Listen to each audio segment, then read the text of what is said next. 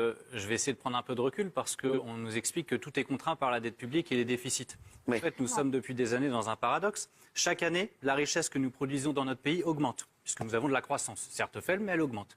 Les impôts, eux, pour la classe moyenne, ne baissent jamais. Ils ont plutôt même une petite tendance à augmenter d'année en année. Et nous sommes donc toujours en déficit. Mais où va l'argent? Où va l'argent de l'État, qui est collecté par l'État aujourd'hui?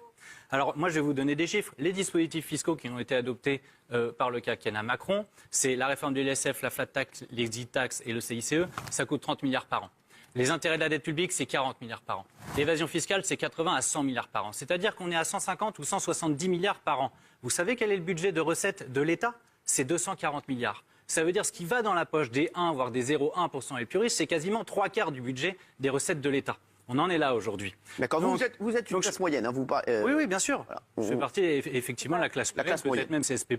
Voilà, c'est ça. Mais effectivement, les gens en ont ras-le-bol de supporter sur leurs épaules tout le poids de l'impôt pour constater quoi? Qu'en contrepartie, tous les services publics du pays sont en train de s'effondrer. Et on est en train de parler de la santé, de la justice, de l'éducation et de la police. Donc il faut absolument que l'argent qui est collecté par l'État servent les services publics et servent les gens en général. J'ai deux propositions. La première, c'est sur l'évasion fiscale. Elle est très simple. Nous avons fait les peines planchers pour les délinquants et notamment les délinquants des cités. Faisons les peines planchers pour les fraudeurs fiscaux. Qu'ils sachent que s'ils sont pris la main dans le pot de confiture, l'issue, ce sera la peine de prison. Et donc pour ça, il faut fixer au moins 3 ans, parce que jusqu'à 2 ans, c'est aménageable. Première proposition.